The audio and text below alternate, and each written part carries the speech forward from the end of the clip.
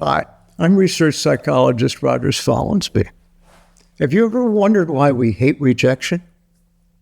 Well, to start with, you should remember that all of us are psychologically built or structured in a logical, relational way.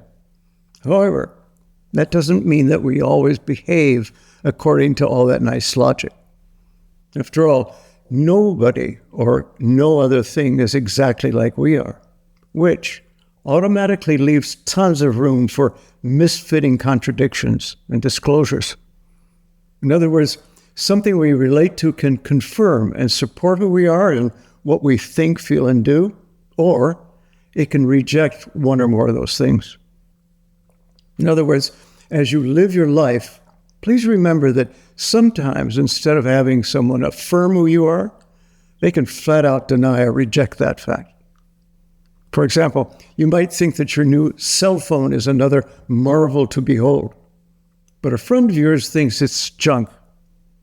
That kind of response is precisely what you're trying to avoid.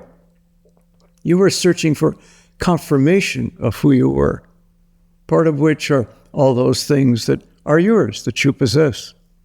You were looking for a flat-out contradiction of those things. You were wanting an affirmation, not a rejection.